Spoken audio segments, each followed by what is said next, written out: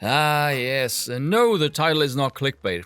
I woke up this morning and I saw a bit of Mala Yiannopoulos, that's a name I haven't heard in quite a while, with Timmy Boy. And he dropped a bit of a red pill that, the more I thought about it, blew my mind and crystallized a fair few thoughts that I've had rolling around in my noggin for a while. He spoke about DeSantis, and he was very critical of DeSantis, saying anyone who was supporting him is paid to do so.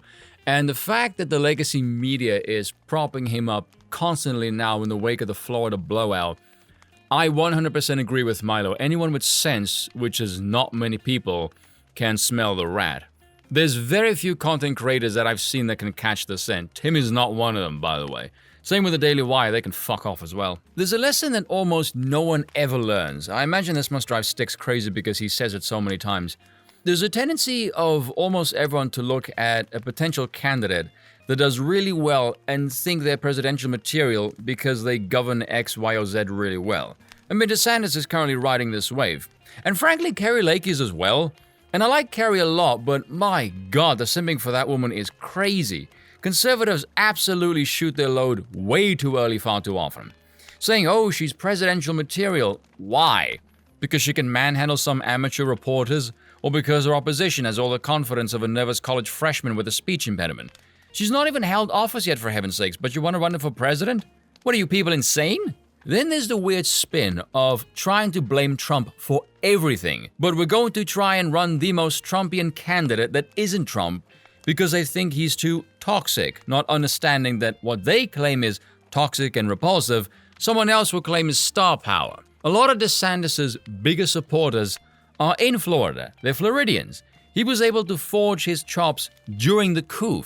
He made Florida the place of sanity during that period. So his biggest supporters are the direct beneficiaries of his policies. But that connection, that pull, doesn't translate nationally. To other people, he's just the governor of Florida. He's a local boy, he's the hometown hero, based Florida man. Trump, on the other hand, is the god emperor, so he outranks. Trump walks into any room, anywhere in the country, and he owns it. DeSantis has nowhere near that kind of star power, and he never will. Now, post the midterms, at least in this sphere that I move in, there is this, I don't know, foggy malaise over the landscape right now. And I saw, for example, people give Stick shit because his predictions were off. And I'm thinking, that's quite unfair criticism because no one got it right. Leading into this election, the metrics that people were using, the polling historical trends, the Republicans were tooling up for an ass-kicking. And the Democrats were priming their assholes for a rough night. And the media was no different, by the way. They were echoing the same sentiments and panic was all over their shop. Democracy was in peril, fascismus, the works. And then, when it was all said and done, the dust settled, well, mostly anyway, very little of any substantial gravitas actually happened. And the right and the left sort of looking awkwardly at each other going, I thought you guys were gonna maul us. Yeah, so do we. And now we're in that moment, that sort of, almost political purgatory. Don't get me wrong, there is plenty of blame to go around, but it's not because of Trump. Try the retarded Lindsey fucking Graham who decided to prop up a federal abortion ban right after the Supreme Court made abortion a state issue. Or the clowning shithead that is Mitch McConnell who decided to pull away funds from a Senate race the GOP absolutely could have won, which he did purely to save his own role as a minority leader because he's a piece of shit. There were no real big winners overall. The right isn't being taunted because a wave didn't happen. No one on the left can say, ha ha, we told you so. Because they didn't. They were wetting themselves going in. And now there's this bewilderment all around. I think it was Stephen Moore on Fox who said, this was the weirdest election that he's ever seen. 75% polled said the country is going in the wrong direction. Yet no flips, Senate or governorship.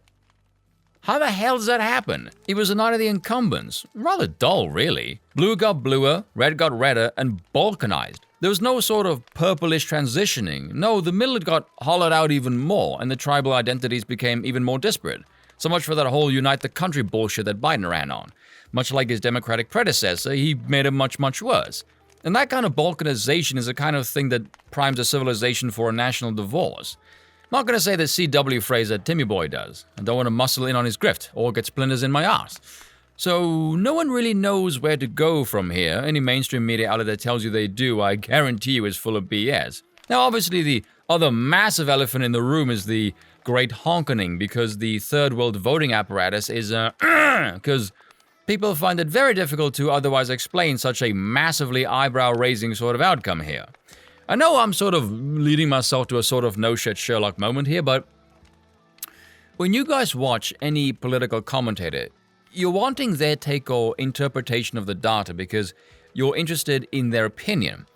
The problem is, when you do this, you're entering their realm, especially from the conservative perspective because, and this is going to sound kind of insulting, but the right from their particular style of politicking are quite dull because they like to work through the technical, the data, the nitty-gritty stuff. And as much as I hate to say this, the vast majority of people love to remain ignorant of all of this stuff because the truth of the matter is, people just don't care about the facts. I realized this a while ago. When I read the left articles to you guys, it does legit drive me up a wall because I'm looking at it through a technical lens. I'm essentially looking at the ingredients and I'm hitting the nonsensical, unhealthy gunk. However, the people who favor this kind of bullshit, they don't view it with the technical lens. What they see is a brand. If you've ever had a conversation with a leftist, you know this. Their skulls are thick as hell. It's simply not permeable with facts. Imagine you were in a bar and you had a glass of really good old scotch and a dressed to the nines, colorful, sugary cocktail. You cannot explain to them the complexities of the scotch, why it's better, why it's healthier, or in fact more potent, and why that is important. In the same breath, why the cocktail will mess you up, why it's bad for your health and will leave you feeling unwell. No, they'll simply point to it and go, oh, shiny sugar, I want that. They simply don't care. They don't even care even if it's to their own detriment. Classic example here is Young Turks in California. Vote blue no matter who.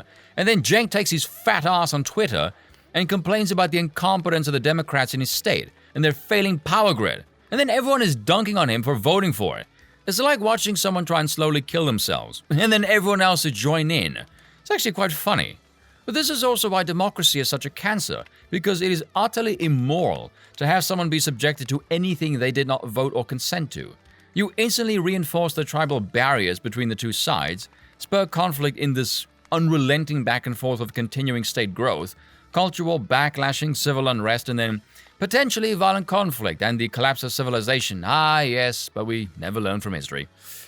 And this is not exclusively a left thing, mind you. The branding will kick in with the right as well. This is why the monarchy pill is such a tough sell. Because you can get a conservative to agree the Republican Party is totally cocked. They're spineless, they have no teeth, they don't fight, they never slow the growth of government ever or try to remove it, and they will lay down and capitulate to the left at every turn. You don't really have a functioning government as such. Right now, your electoral process makes the third world look quite pristine, and your entire government is bought and paid for by the wealthy elite. You can get them to agree with all of that, but tell them to get rid of it, oh no, because Washington, bald eagle, constitutional republic, McGuns, freedom, all of that shit. Brand. I've never known a country so proud of their founding government whilst also hating it is considered a profoundly American pastime. I mean, I get it, the current government would horrify the founding fathers, but the constant clinging to the Constitution by the citizenry, that doesn't mean jack shit if the politicians you elect don't care for it, or if the people that were supposedly just elected to the Senate is anything to go by can't even read, or the oof who thinks he's president. Someone was asking me a while ago what persuaded me to monarchy, and I cheekily pulled the Thomas Sowell and said facts. Because here's some really raw facts for you. The youth of tomorrow, 18 to 29-year-olds, turned out for the Dems 3-1. Most progressive generation ever shat out by that indoctrination system of the US. The other problem is women.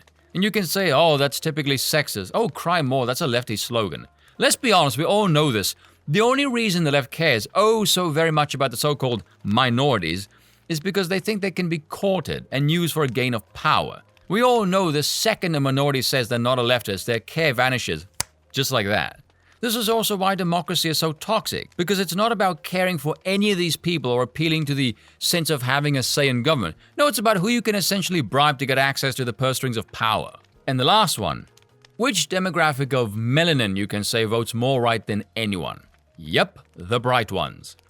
You see all these things which democracy is absolutely not going to slow down but in fact exacerbate, and you see the end game is total collapse. And these people can drown themselves in the PC BS of modern-day politics all they want, but the reality is, you cannot have Western civilization without power being held exclusively in the hands of an Anglo. Multiculturalism is and will always be a ticking time bomb. You know, this occurred to me a while ago because I spoke to Aiden about this as well. Whenever I do a video that is of interest to me, that is outside the box thinking, it tends to not do particularly well. But if I just verbally smack the hell out of something with my pretentious accent, that tends to fare much better. And I don't really want to be just another person that does that. YouTube is already full of those. I feel like I'd be just another feedback loop. But then I thought, if you happen to be someone who sees this stuff like I do as well, or you see the world on fire and you don't have anyone else to not necessarily give you confirmation bias, but tell you they see it as well, I think it would make you lose your mind, especially nowadays where everything is becoming more complex yet everyone else stupider. So if I happen to be that decompressing mechanism for you, then I consider this channel a success for helping someone stay sane. And that is all for now. Thank you all for watching, and I will see you all next time.